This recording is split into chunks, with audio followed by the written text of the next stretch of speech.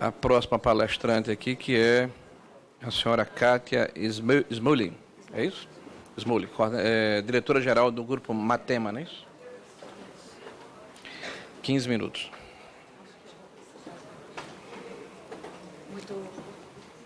A senhora vai usar o audiovisual? Apenas uma tela. Okay. Então, muito bom dia, deputado Rogério Marinho e Dorinha. Tenho intimidade para te chamar assim, que estamos discutindo a questão da base já há 3 anos.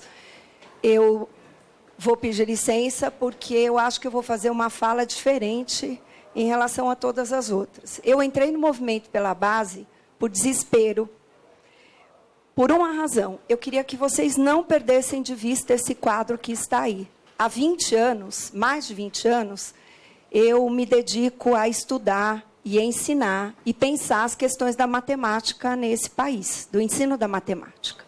Esse quadro que os senhores todos veem neste momento é o resultado da nossa Prova Brasil do ano de 2013, dos nossos estados, de todos os estados brasileiros, dos alunos que terminam o 9º ano da escola básica em matemática. E esses dados são dados da Prova Brasil, que foram compilados pelo portal Quiedu. Então, militando há muito tempo pelo ensino da matemática, eu fui me deparando com questões muito assustadoras. Questões do professor que termina a universidade, seja ela a licenciatura em matemática ou a licenciatura em pedagogia, e que nos perguntam insistentemente o que é que eles ensinam de matemática. Eles vão para a escola, às vezes com conhecimento de matemática, às vezes sem conhecimento de matemática, mas invariavelmente sem saber o que é certo ensinar em cada idade. Uma parte dos resultados que nós vemos aí, grande, diz respeito às condições das escolas, diz respeito à condição do trabalho do professor, mas uma outra parte diz respeito ao desconhecimento. Eu queria relembrar de novo aquela frase, agora trazendo uma metáfora mais suave, da Alice no País das Maravilhas. Quem não sabe para onde quer ir, em qualquer caminho serve. Então, eu vinha sentindo, né, e acompanhando os movimentos, e eu me perguntava sempre, como educadora que sou, como professora que deu aula há muito tempo no ensino básico, no ensino médio, por que é que, afinal de contas, não se cumpre a Constituição? Por que, afinal de contas, ninguém nesse país teve coragem de pôr a público para debate com todas as instituições? Eu concordo, Daniel, que precisamos debater com todas as instituições, mas por que ninguém teve coragem de dizer isto é o que eu espero que as crianças e os jovens aprendam nesta escola brasileira ao longo da sua vida escolar? Eu acho uma traição. Um aluno que estava nesta série em 2013, o maior estado do país, só 12 em cada 100 alunos sabem o que deveriam saber de matemática. O que me assusta é que matemática foi a área menos debatida dessa base em todo esse processo. A gente discutiu história, nós discutimos alfabetização, mas um país que não sabe matemática tem um ônus gigantesco na sua vida. E essa base de matemática, ela merece muita atenção ainda, porque ela ainda não está no ponto que precisaria estar. Ela está muito melhor do que a primeira versão. E não é falta, viu, deputado, de qualidade das pessoas que estavam ali escrevendo. São pessoas muito sérias, de altíssima qualidade, que fizeram o melhor o trabalho que tinham, que podiam, no tempo que tinham. Então, são todos legítimos representantes da universidade brasileira, que merece ter o seu lugar, sim, nessa discussão da base. Então, não há uma crítica às pessoas, mas ainda o processo merece atenção. Recentemente, no começo desse ano, nós fomos bombardeados com uma série de dados. Eu fiquei tão assustada porque a cada mês saía um resultado diferente de matemática. Eu nem vou falar do PISA, que mostra que só 0,8% dos alunos de 15 anos deste país estão nos 2 níveis mais altos de proficiência, enquanto você tem Xangai com 54% dos alunos em níveis mais altos de proficiência. Porque é capaz, se eu falar do PISA, as pessoas começarem a dizer de tudo que esse exame da OCDE significa. Então, eu vou ficar no Brasil. A Organização Ação Educativa, ela faz uma pesquisa junto com o Instituto Paulo Montenegro a respeito do índice de alfabetização funcional do brasileiro. E eles pegam sempre 2 pontos: alfabetização em língua e alfabetização em matemática. Esse ano saíram os resultados da pesquisa feita. Essa pesquisa é feita com uma população que não necessariamente é uma população de escola, é diferente da Prova Brasil. Porque a Prova Brasil, ela mede o conhecimento ao final do 5º ano, do 9º ano e do 3º ano do ensino médio da nossa população escolarizada. E é esse cenário. Só que se nós olharmos a pesquisa do Instituto Paulo Montenegro com a ação educativa, nós vamos ver que eles fazem uma investigação com uma população de 14 a 60 anos que não necessariamente frequenta os bancos escolares e que passa por todos os aspectos. Então, eu tenho desde gente que fez só o ensino fundamental, os anos iniciais do fundamental, pessoas que fizeram ensino médio, gente que fez pós-graduação, e os dados são alarmantes. Dos 5 níveis possíveis de alfabetização funcional em matemática, 42% da nossa população está no grau elementar. 42% está no grau elementar significa que nós temos pessoas que mal sabem ler números e anotar números. E o assustador é que muitas delas passaram pela escola em diferentes momentos da vida, algumas inclusive com pós-graduação. O dado da exclusão é tão gigante, é tão alarmante, porque eles foram fazer uma entrevista, nesse processo do ano passado, eles incluíram uma entrevista com as pessoas que estão desempregadas. Das pessoas que estão desempregadas, nos bancos, procurando os seus empregos, apenas 6% de desempregados têm nível alto de proficiência matemática. Os outros todos, desempregados, a grande maioria está nos níveis mais baixos de proficiência matemática.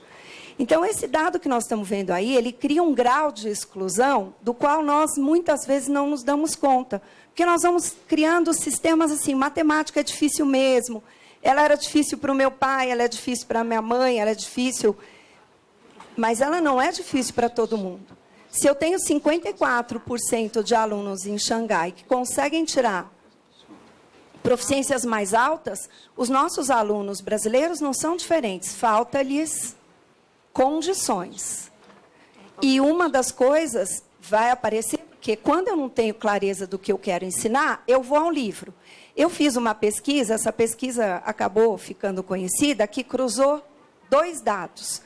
Eu peguei livros que são analisados pelo Programa Brasileiro do Livro Didático, o PNLD, portanto, são livros aprovados pelo PNLD, do 3º ano do ensino fundamental. Por que eu peguei o ensino fundamental? 3º ano, por causa do PENAIC.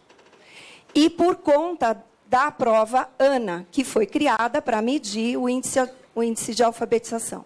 Quando você pega 4 livros didáticos desta série, compara o conteúdo de cada livro, você vai ver que pessoas diferentes estão aprendendo coisas diferentes se elas estudarem no livro de matemática, que é a disciplina a respeito da qual mais as pessoas acham que haja concordância naquilo que tem que ser ensinado.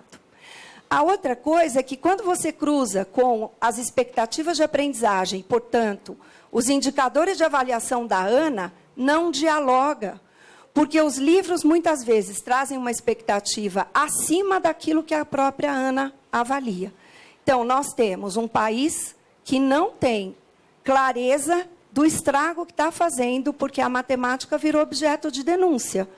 Daqui a 2 anos, sai o resultado da Prova Brasil de 2015. Nós vamos de novo denunciar? Então, Daniel, tudo me assusta. Mas sabe o que me assusta? Que na próxima década a gente ainda tem esse resultado.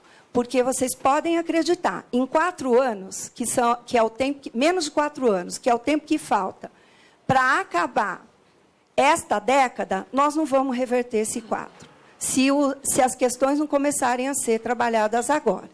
Então, quando eu falo que que o dano para a sociedade é muito grande, se eu não tenho clareza e não tenho um bom currículo de matemática, não tenho uma boa proposta, é grande porque eu preciso de matemática para viver em família.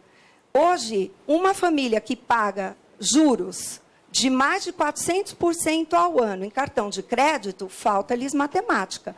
A Universidade de Harvard fez uma pesquisa muito interessante, porque os alunos de primeiro e segundo ano da universidade, era muito comum eles entrarem, ganharem bolsas, e daqui a pouco eles estarem recorrendo a pessoas para empréstimos, porque eles faliam muito rapidamente. Usavam cartão de crédito, usavam mal as suas bolsas e não tinham planejamento financeiro. E Harvard queria saber o que faltava para esses alunos. E eles tinham uma aposta, que eram aulas de empreendedorismo. Vejam vocês, às vezes a gente cria uma disciplina achando que é isso que vai resolver o problema, e quando, na verdade, só atenua o problema. Porque para pôr aula de empreendedorismo, você tem que tirar aula de matemática.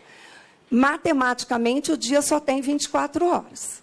E nós não passamos 24 horas na escola, felizmente, porque temos outras coisas para fazer na vida. Quando eles fizeram a pesquisa, para surpresa deles, os alunos que não faliam não eram alunos que tinham tido aula de empreendedorismo, educação financeira, nada disso. Era gente boa em matemática. Era gente que sabia matemática.